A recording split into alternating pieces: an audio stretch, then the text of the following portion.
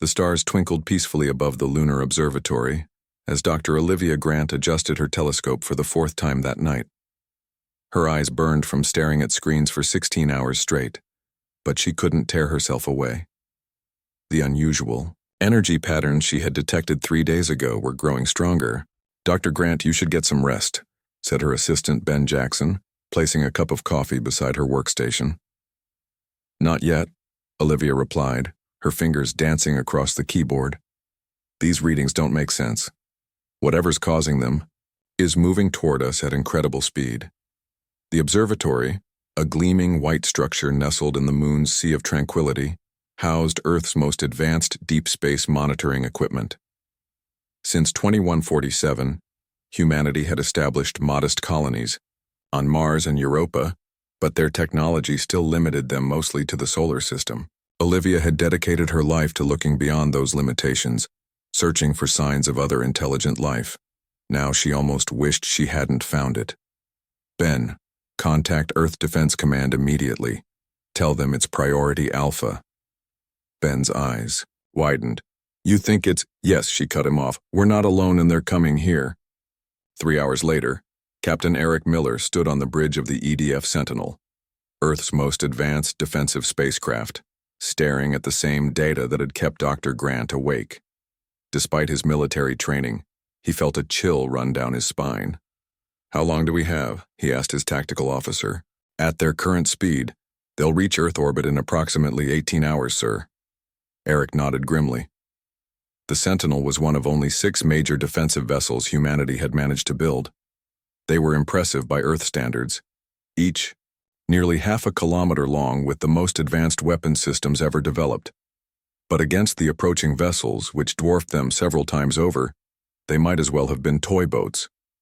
"Alert all EDF vessels and orbital platforms. Inform the Coalition Council we're initiating Defense Protocol Omega." As the crew rushed to comply with his orders, Eric looked out the viewport at the blue-green planet below.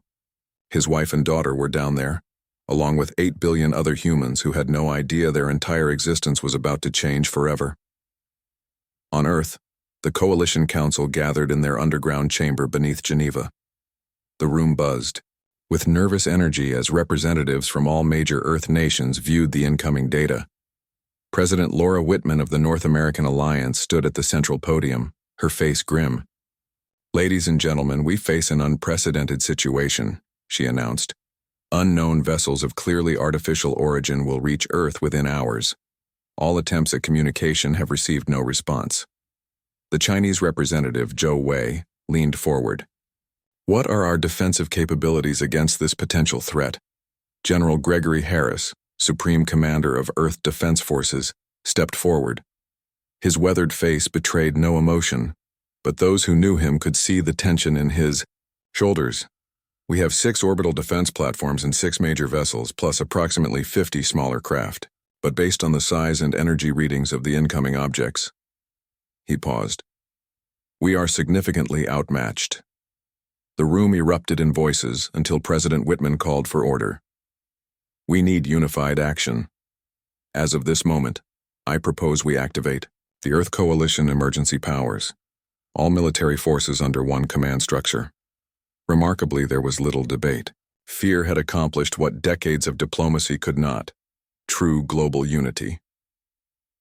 16 hours later, humanity got its first visual confirmation of the approaching vessels. Massive ships, shaped like elongated diamonds with strange protrusions and glowing sections, moved with impossible grace for their size. The largest was nearly 15 kilometers long, with 5 slightly smaller vessels flanking it. On the Sentinel, Captain Miller received the order to move into defensive position alongside the other EDF ships. They formed a protective screen between the alien vessels and Earth, though everyone knew it was largely symbolic. "Captain, we're receiving a transmission," his communications officer shouted. It seems to be directed at all receiving devices on Earth and in orbit simultaneously." "Put it through," Eric ordered, straightening his uniform. The main view screen flickered and an alien face appeared. It was humanoid, but clearly not human, with gray-blue skin, large eyes with vertical pupils, and no visible nose, just breathing slits. When it spoke, its mouth moved strangely, but the words came through in perfect English. People of Earth, I am Supreme Commander Vexilor of the Xantari Imperium. Your world now falls under our protection and rule. 17 systems before you have joined our glorious empire. Your technology is primitive, but your planet has resources valuable to us. Submit peacefully, and you will find us benevolent masters. Resist, and you will be subdued. Eric Miller's hands clenched into fists. At his sides. Open a channel, he ordered. Channel open, sir. This is Captain Eric Miller of the Earth Defense Fleet. Earth is a sovereign planet. We do not recognize your authority and will not surrender to any demands. There was a pause, and something like amusement crossed the alien commander's features. Your courage is noted, Captain. However, your defiance is futile. To demonstrate our power, we will now disable your orbital defenses. Consider this a warning. Before Eric could respond, beams of blue energy shot from the smaller alien ships targeting Earth's defense platforms. There was no explosion, no drama. The platforms simply went dark, their systems completely shut down. All platforms are offline, sir, reported his tactical officer, voice shaking. They just turned them off like they were flipping a switch.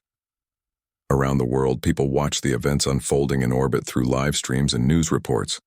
Initial curiosity turned to terror as they realized what was happening. In major cities, panic took hold. People flooded stores for supplies, jammed highways trying to flee urban centers, and overwhelmed emergency services with calls. In the depths of Cheyenne Mountain, Colorado, Dr. Nathan Blackwell watched the chaos unfold on the monitors within the top-secret facility known only as the bunker. His team of scientists and engineers stood in stunned silence around him. Doctor, should we inform the coalition about Project Prometheus? Asked his colleague, Dr. Diane Rodriguez. Nathan stared at the screen showing the massive alien vessels. Project Prometheus, a revolutionary defense system based on quantum reaction technology, had been his life's work for the past decade. It was powerful, potentially game-changing, but also completely untested at full scale. Not yet, he replied quietly. Let's see what they want first. If we reveal our hand too early. He left the sentence unfinished. Back in orbit, the Xantari, Commander addressed Earth again. Your leaders have 24 hours to coordinate a formal surrender and prepare for transition to Imperium governance. Attempts at resistance will result in targeted strikes against military installations. We await your response. As the transmission ended, Captain Miller received new orders from Earth Command. Stand down but maintain position. Don't fire unless fired upon. Earth needed time. Time to understand what they were facing, time to coordinate, time to plan. On the lunar surface, Dr. Olivia Grant stared at the alien ships through the observatory's main telescope. She had dreamed of first contact her entire career, but not like this. Not with humanity held hostage by a technologically superior force. They think we're defenseless, she whispered to herself. They have no idea what humans are capable of when backed into a corner. Outside the observatory's dome, Earth hung in the black sky, beautiful, blue, and seemingly vulnerable. But appearances could be deceiving. The Xantari would learn that lesson soon enough. 3 days after the Xantari ultimatum, Earth lived in a strange limbo. The alien ships remained in orbit, imposing and watchful. On the surface, governments publicly discussed surrender terms while secretly preparing for something else entirely. In the White House Situation Room, Susan Parker, Director of Global Intelligence, spread digital maps across the table display. Her sharp eyes surveyed the room filled with military and intelligence leaders from around the world. The Xantari believe we're primitive and disorganized, she said, her voice steady despite having slept only 8 hours in the past 3 days. That's our one advantage. They've granted us a 10-day transition period before formal occupation begins. General Harris nodded. 10 days isn't much time. It's all we have, Susan replied. Fortunately, we've learned more about our visitors. Major Hayes, your report, please. Major Alan Hayes stepped forward, tall and lean with a scar across his left cheek. He led a special operations team that had accomplished what many thought impossible, infiltrating a Xantari scout ship that had landed to establish a ground command post in Brazil. My team managed to access their computer systems and gather critical intelligence, he explained, bringing up images on the main screen. The Xantari have conquered many worlds, but they follow the same playbook each time. They expect surrender, not resistance. He swiped to show diagrams of Xantari technology. Most importantly, we discovered they have a weakness. Their systems are vulnerable to specific electromagnetic frequencies that our technology can produce. We believe this is because their homeworld has a different electromagnetic background than Earth. President Whitman leaned forward. Can we use this? Potentially, Alan replied. But we'd need to get close to their ships to deploy any weapon. Using this vulnerability, which seems impossible, someone muttered. Susan Parker's phone buzzed. She checked it, and a rare smile crossed her face. Maybe not. Dr. Blackwell's team just had a breakthrough. 2,000 feet beneath the Rocky Mountains, Dr. Nathan Blackwell hadn't left the underground facility in days. His clothes were wrinkled, his eyes red-rimmed, but excitement gave him energy as he worked alongside Chief Engineer Diane Rodriguez. Project Prometheus had been developed as Earth's ultimate defense system, using controlled quantum reactions to create energy fields that could theoretically disable any weapon or propulsion system. Until now, it had been purely theoretical, too dangerous and unstable to test at full scale. The data from Major Hayes' team changes everything, Nathan explained to the small group of scientists gathered around the circular device in the center of the lab. The prototype was surprisingly small, about the size of a microwave oven, but its potential power was enormous.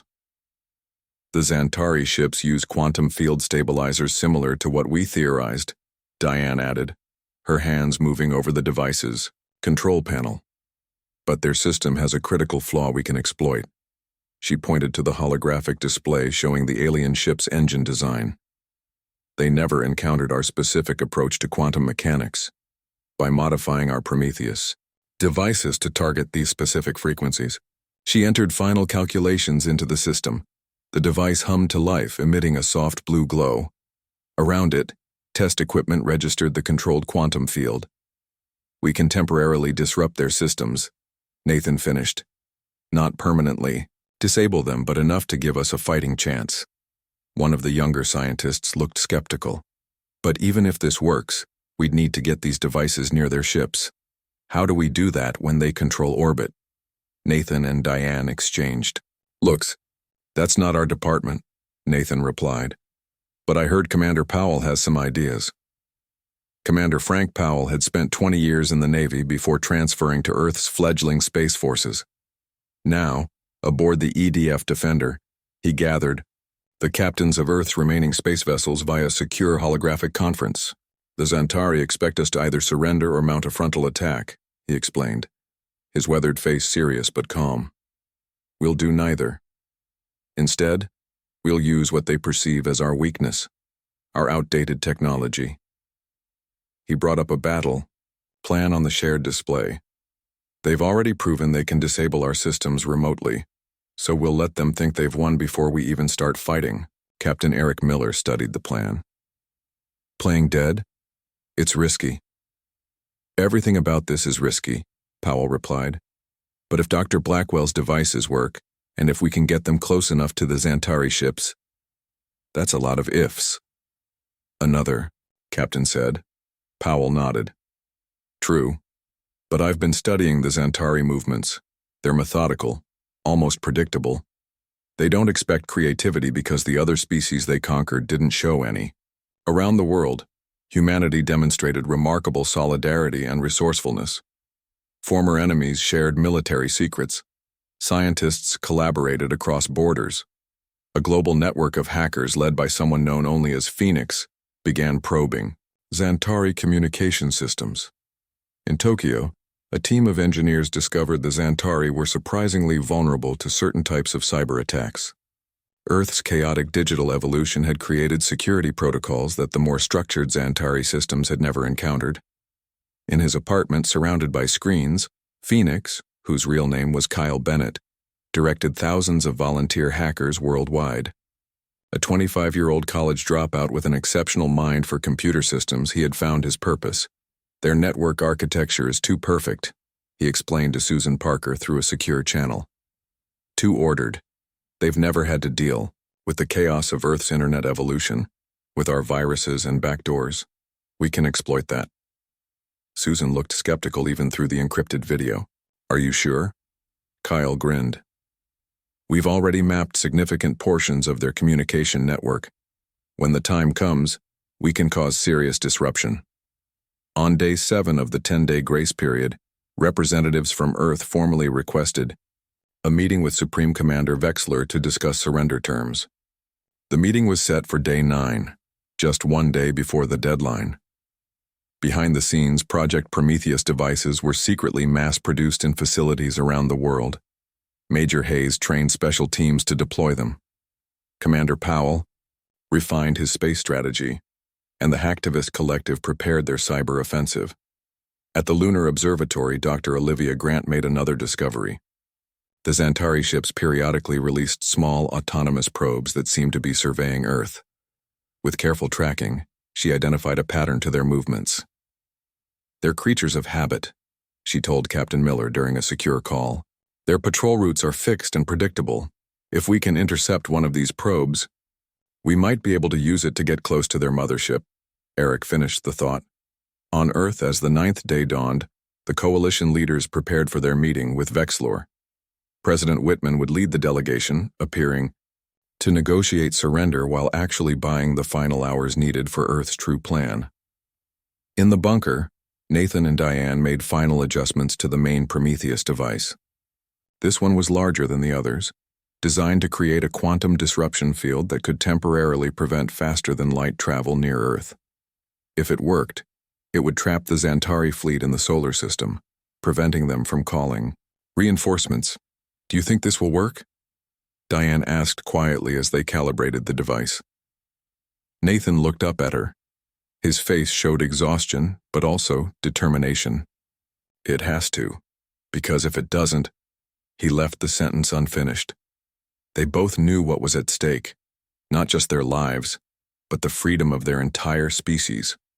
Around them, Earth prepared for its greatest gamble, appearing defenseless, while secretly gathering its strength. The Xantari, confident in their technological superiority, had no idea what was coming. The day of the surrender meeting arrived with tense anticipation. President Laura Whitman stood in the Geneva International Conference Center, which the Xantari had chosen for the historic event. The room had been modified with strange lighting that gave everything an unsettling blue glow, presumably to make the aliens more comfortable. Laura smoothed her jacket and took a deep breath. Around her stood representatives from major world governments, all briefed on their true purpose here today. Not to surrender, but to stall. They're coming, whispered her aide. The doors opened, and Supreme Commander Vexlor entered with 4 Xantari guards. In person, the aliens were taller than humans, nearly 7 feet, with lean bodies and those unsettling vertical pupil eyes that seemed to miss nothing.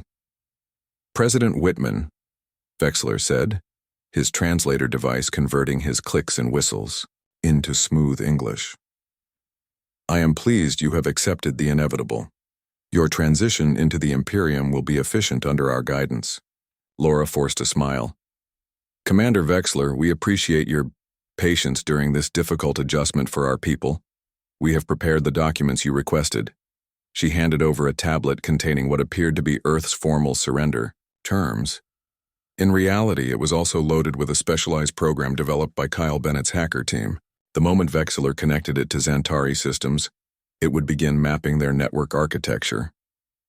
We have a few requests about the transition process, Laura continued, launching into a series of small, seemingly reasonable concerns about how Earth's integration would proceed. Vexlor looked bored but indulged her. These are minor matters that can be accommodated. Behind the scenes, the real operation was already in motion. In orbit, Commander Frank Powell watched his tactical display as the Xantari began deploying their ships toward Earth. Just as Dr. Grant had predicted, they followed strict patterns, sending smaller vessels to key locations around the planet, where they expected to receive Earth's formal surrender. All vessels, maintain communication silence. Deploy to your designated shadows but do not engage, he ordered quietly. The Earth Defense Fleet ships had positioned themselves in the blind spots of Xantari sensors, using the Moon and Earth's magnetic field to mask their movements. Each carried special operations teams and Prometheus devices. Major Alan Hayes led one such team aboard the EDF Artemis. His soldiers checked their equipment one final time. Each carried a backpack-sized Prometheus device. Remember, we'll have approximately 30 seconds between the global communications disruption and when their backup systems engage, he told his team. That's our window to board the vessels. In Tokyo, Lisa Winters made final adjustments to the encryption disruption algorithm she had developed. A mathematical prodigy with a quiet demeanor, Lisa had created a system that could temporarily scramble Xantari communications by exploiting the predictable patterns in their transmission protocols. "Ready on your mark," she said into her secure. Communicator. Kyle Bennett, coordinating the hacker collective from his apartment, replied, "All teams report ready." Waiting for the presidential signal. Back in Geneva, President Whitman checked her watch discreetly. The meeting had been underway for 45 minutes, exactly as planned. Vexilor was growing impatient with the humans' many questions and concerns. "Enough of these details," the alien commander said. "Your formal acceptance of Imperium rule is what matters today. The rest can be addressed during the transition." Laura nodded. "Of course. We just have one ceremonial request." On Earth, important agreements are marked with symbolic gestures. She reached into her pocket and pulled out what looked like a simple metallic coin. "This is a token of Earth's new relationship with the Xantari Imperium." She placed it on the table between them. The coin was actually a miniaturized Prometheus device disguised as a ceremonial object. "How quaint," Vexler said with what might have been a smile. "Your species' attachment to symbols is noted in our studies. We have prepared similar tokens for each of your regional commanders," Laura continued. "They're being presented at the local surrender ceremonies happening now around the globe." Vexilor nodded, clearly pleased with how smoothly Earth's capitulation was proceeding. "The Imperium appreciates cooperation, President Whitman. Your world will find a productive place in our order." Laura tapped her finger twice on the table. The signal. In her ear, a tiny communicator activated. "Phoenix, you have green light." Thousands of miles away, Kyle's fingers flew across his keyboard. "Initiating Operation Trojan Horse in now." Around the world, all Xantari communications suddenly scrambled. Their ship's external sensors experienced a 30-second blind spot, precisely as planned. In that brief window, Earth launched its counterattack. Major Hayes and dozens of other special teams used the momentary confusion to board the landed Xantari vessels. Unlike the clumsy infiltration of the Brazilian scout ship days earlier, these were coordinated precision strikes. Hayes's team cut through a maintenance hatch and entered the Xantari regional command ship that had landed in Berlin. They moved with practiced efficiency, stunning the few Xantari crew they encountered with weapons modified to target the aliens' nervous systems. "Central command room secure," Hayes reported as his team reached their objective. "Placing device. Now." He activated the Prometheus device and set it beneath the ship's main control console. Similar scenes played out in 27 locations around the globe as Earth forces seized their moment. In Geneva, Vexlor received urgent alerts on his communication device. His vertical pupils widened in surprise. "What is happening?" he demanded, rising to his feet. Laura stood as well, dropping the pretense. "What's happening, Commander, is that Earth is not surrendering today." Outside the conference center, disguised Prometheus devices activated simultaneously. A barely visible energy field surrounded the building, cutting off Vexilor's communication with his fleet. In orbit, Commander Powell gave the order Earth's forces had been waiting for. "All vessels, execute Operation Rising Phoenix." The Earth Defense Fleet emerged from hiding, not to attack the Xantari ships directly. That would be suicide, but to deploy space-based Prometheus devices near key Xantari vessels. On the Xantari mothership, the alien crew detected the approaching Earth vessels and prepared to easily neutralize them as they had done with the defense platforms days earlier. But their energy weapons failed to activate. "The humans have deployed some kind of interference field," reported a Xantari officer. Alien vessels tried to coordinate a response, but found their communication systems malfunctioning in bizarre ways. When they attempted to send messages, they received garbled data in return. Their highly structured network, never designed to handle the chaotic attack patterns of Earth's hackers, began to fail.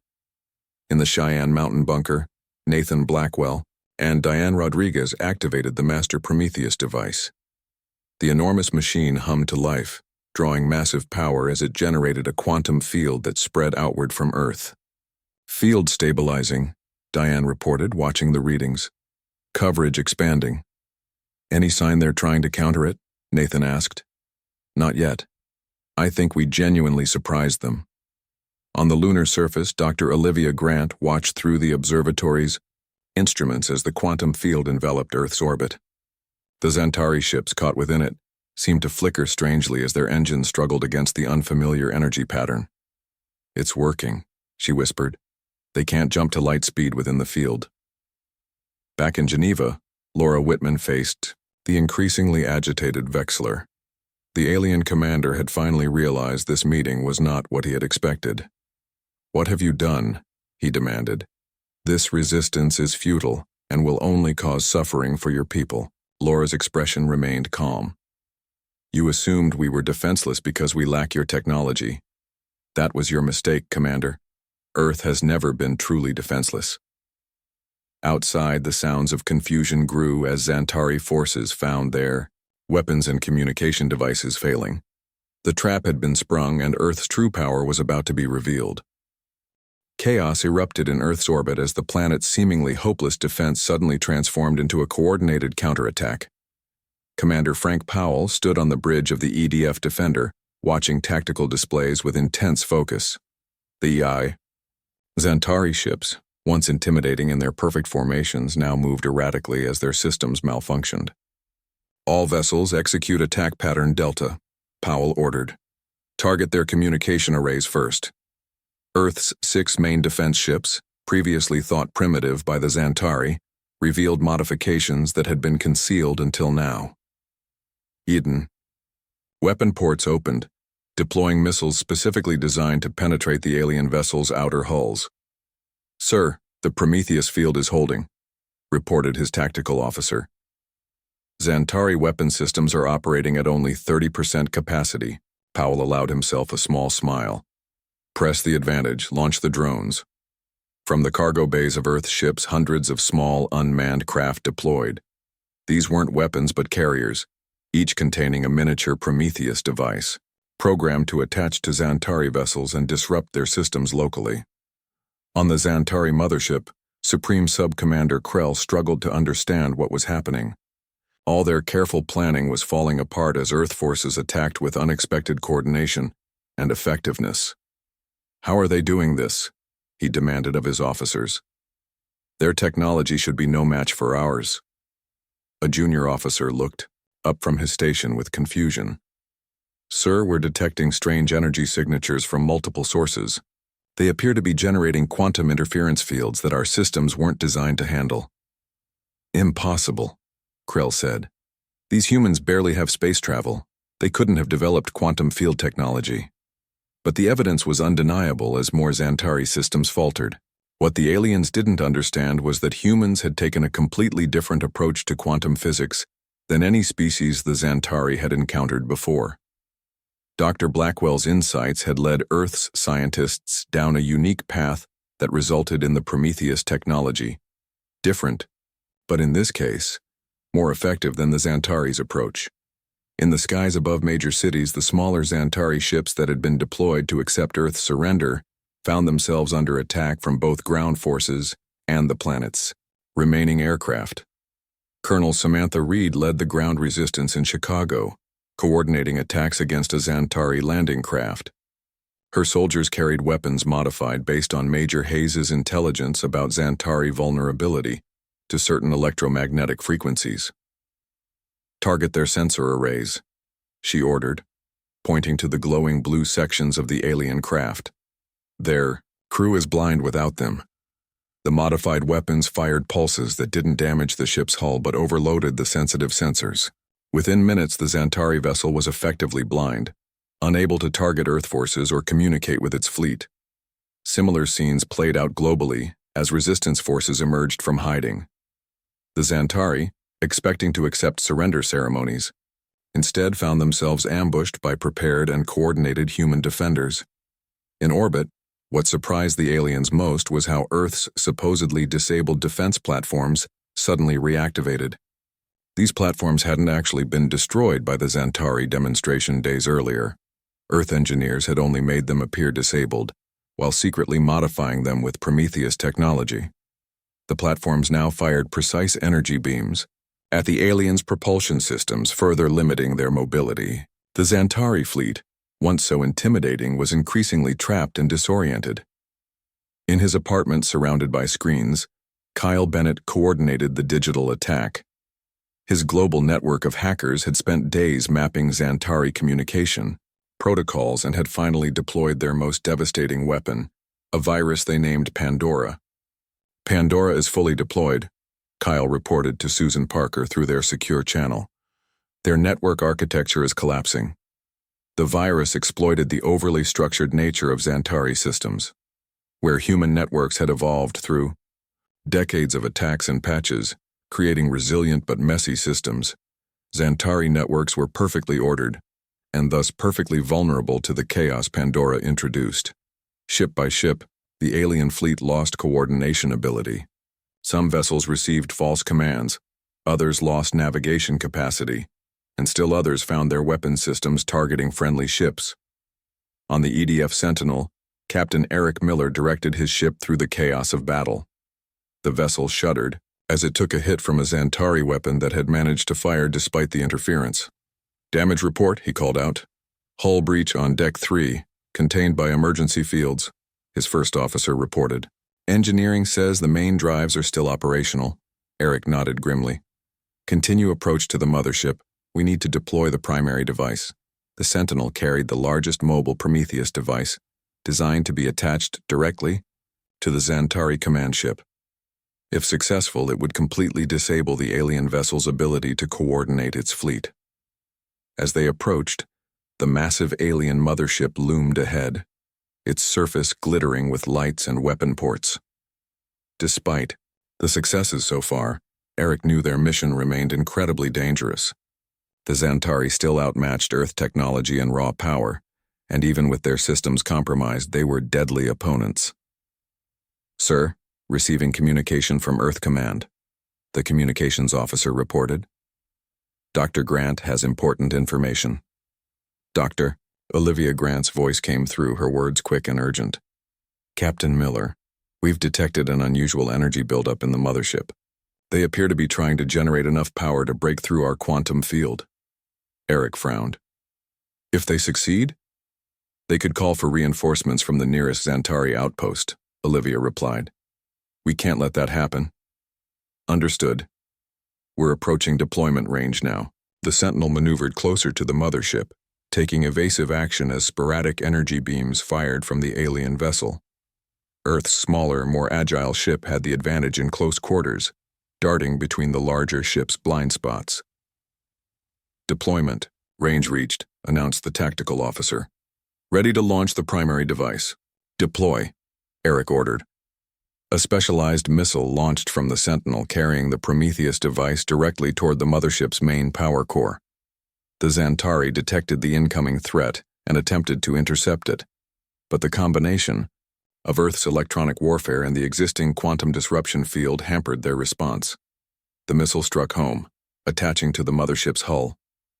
Moments later, the Prometheus device activated, generating a localized quantum field that interacted with the ship's power systems. "Direct hit," the tactical officer announced as cheers erupted on the bridge. The effect was immediate. The mothership's lights flickered and its weapons fell silent. The energy buildup Dr. Grant had detected dissipated as the ship's power systems were disrupted at the quantum level. In the Cheyenne Mountain bunker, Nathan Blackwell and Diane Rodriguez monitored the Master Prometheus device as it maintained the global quantum field. The machine was operating beyond its design specifications, consuming enormous power to maintain the field that prevented Xantari ships from making faster-than-light jumps. Field integrity at 65%, Diane reported, concern in her voice. We're losing stability in Sector 4. Nathan moved to the controls, making rapid adjustments. Rerouting power from secondary systems. We just need to hold it a little longer. On their monitors, they could see the status of Earth's counterattack. While they were succeeding beyond their most optimistic projections, the battle was far from won. The Xantari still had superior numbers and firepower. Earth's advantage of surprise was fading, and now the real test would begin. Could humanity's unexpected strengths overcome the aliens' technological superiority? Supreme Commander Vexilor, still trapped in the Geneva Conference Center, received fragmented reports of the battle. His vertical pupils narrowed with anger as he faced President Whitman. This resistance is impressive but futile, he said. Even if you disable some of our ships, the Imperium will send reinforcements. Your world will burn for this deception. Laura Whitman met his gaze steadily. Perhaps. But today, Commander, you're learning what Earth is truly capable of when threatened. We were never defenseless. You just didn't recognize our power. The battle for Earth raged for 3 full days. What the Xantari had expected to be a simple conquest had turned into the most challenging conflict they had faced in generations. Despite their superior technology, the aliens found themselves frustrated at every turn by humanity's unexpected resilience and adaptability. On the 3rd day, Captain Eric Miller stood on the bridge of the badly damaged Sentinel. The ship had survived multiple direct hits from Xantari weapons, and emergency repairs kept it functioning, but just barely. Half his crew was injured, life support systems operated at minimal capacity, and the main engines were failing. Status. Report on the mothership, he requested, his voice hoarse from smoke inhalation. His tactical officer, face smudged with soot, looked up from her console. The Prometheus device is still functioning, sir. Their main systems remain disrupted, but they're adapting. Power levels are slowly increasing. Eric nodded grimly. The Xantari were learning, finding ways to work around the quantum disruption effects. It was only a matter of time before they regained full capability. What about the rest of the fleet? Commander Powell reports 3 of our main vessels are still operational. The defense platforms are at 40% capacity. Earth ground forces continue to hold major cities, but casualties are, she hesitated, significant. The human cost of this resistance was enormous. Millions had died in the initial Xantari attacks on military installations. Countless more were injured as the aliens targeted infrastructure in response to Earth's unexpected defiance. Yet humanity refused to surrender. Where the Xantari expected people to break under pressure, humans, instead, became more determined. Civilian volunteers supported military operations. Former enemies fought side by side. The entire planet had united in ways previously thought impossible. In the Cheyenne Mountain bunker, Dr. Nathan Blackwell worked desperately to maintain the Master Prometheus device. The machine had never been designed to operate continuously for days, and its systems were reaching critical limits. Power fluctuations are increasing, Diane Rodriguez reported, her fingers dancing across control panels. Core temperature rising beyond safe parameters. Nathan wiped sweat from his forehead. Reroute cooling systems. We need to keep it stable for a few more hours. If we push it any harder, it could collapse into a quantum singularity, Diane warned.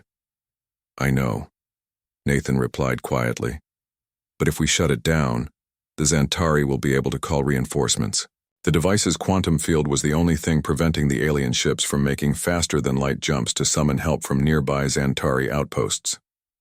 If it failed, Earth's temporary advantage would disappear.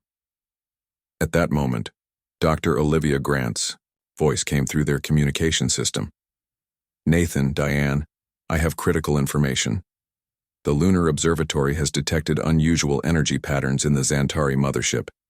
They appear to be attempting to generate a counterfield to negate. Prometheus. Nathan's expression darkened. How long do we have? Hours at most, Olivia replied. But I've been analyzing their approach. There's a vulnerability in their countermeasure. If we can modify the field frequency at precisely the right moment, we might be able to create a cascading failure in their systems. Nathan finished the thought. But that would require someone to manually adjust the primary device on their mothership. The remote link isn't precise enough. Silence fell over the communication channel as the implication became clear. Someone would need to board the Xantari mothership on what would likely be a one-way mission. In orbit, Major Alan Hayes volunteered to lead the desperate mission. His special operations team had already proven they could infiltrate Xantari vessels. This would be far more dangerous, but there was no alternative. We'll take a shuttle modified with stealth technology, he explained to Commander Powell during the hasty briefing. The mothership's sensors are still partially compromised. There's a maintenance access point near their engineering section we can use to enter. Powell looked at the mission parameters with a grim expression. The chances of success are low. The chances of survival are even lower. Hayes nodded. We know, sir, but it's our best shot.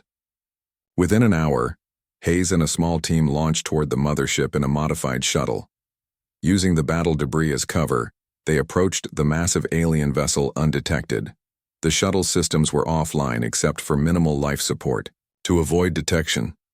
Approaching entry point, the pilot whispered as if the Xantari might hear them through the vacuum of space.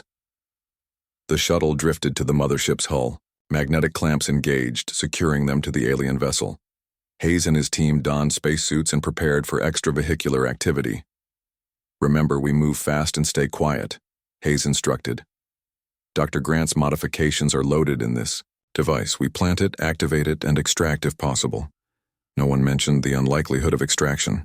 They all understood the stakes. Using cutting tools, they created an opening in the mothership's outer hull near a maintenance access point. One by one, they entered the alien vessel. Inside, red emergency lighting cast eerie shadows as they moved through narrow corridors.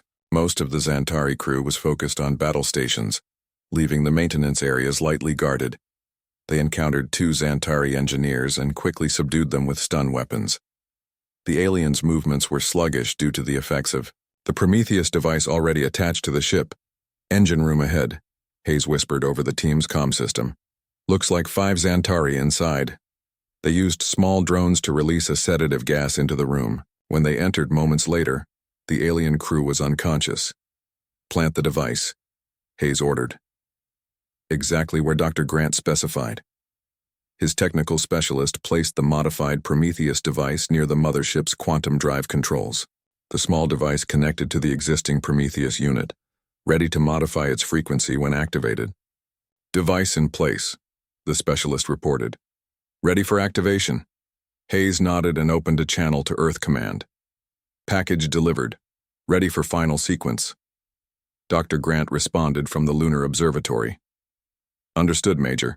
The timing must be precise. On my mark. 3, 2, 1. Now. Hayes activated the device. For a moment, nothing seemed to happen. Then the ship's lighting flickered, and a strange vibration ran through the hull. It's working, the specialist said, checking readings. The field is cascading through their systems. Suddenly, alarms blared throughout the mothership. The Xantari had detected the intrusion and the new threat. Time to go, Hayes ordered, but even as he spoke, heavy footsteps approached from both directions in the corridor outside. Back on Earth, in Geneva, Supreme Commander Vexilor received the news of the attack on his mothership. For the first time, something like uncertainty showed in his alien features. What had begun as a routine conquest had become the Imperium's greatest challenge. A communication link opened, and President Whitman's face appeared on the screen. Commander Vexilor, I suggest you consider your position carefully. Your mothership is compromised. Your fleet is disabled. You cannot call for reinforcements. Humans are resilient, Laura continued. We've lost millions, but we will keep fighting until the last person falls. Is that really a cost the Imperium is willing to pay for one planet? Vexler was silent for a long moment. In his centuries of military service, he had never faced such a situation. The Xantari conquered through overwhelming force and technological superiority. They had never encountered a species that refused to acknowledge defeat even when outmatched. Perhaps, he finally said, we should discuss terms. The ceasefire was announced within the hour. The Xantari withdrew their forces from Earth's cities. The fighting stopped, though both sides maintained battle readiness. 3 weeks later, representatives from Earth and the Xantari Imperium met on neutral ground, the lunar surface. There, they negotiated not Earth's surrender, but a peace treaty, between equals. It was unprecedented in Xantari history. Major Hayes and his team, against all odds, had survived and were extracted during the ceasefire. Dr. Grant's modification had worked perfectly, creating a cascading failure that convinced the Xantari further fighting would be too costly. 1 year later, Captain Eric Miller stood on the observation deck of the newly commissioned starship Independence, Earth's first true deep space vessel built with adapted Xantari technology. Beside him stood Dr. Nathan Blackwell, looking out at the stars. They thought we were defenseless, Eric said quietly. They never understood that our greatest weapons weren't our technology. Nathan nodded. They were our creativity, our determination, our willingness to work together when threatened. As the Independence prepared for its maiden voyage beyond the solar system, news of Earth's resistance had spread throughout the galaxy. Other species subjugated by the Xantari saw hope in humanity's success. Diplomatic envoys from previously unknown alien civilizations arrived at Earth, seeking alliance with the species that had done the impossible. Earth was never truly defenseless. Its power had always been in its people, their ingenuity, courage, and indomitable spirit. Now the galaxy knew it too, and humanity took its first steps into a much larger universe, not as conquerors or the conquered, but as equals among the stars.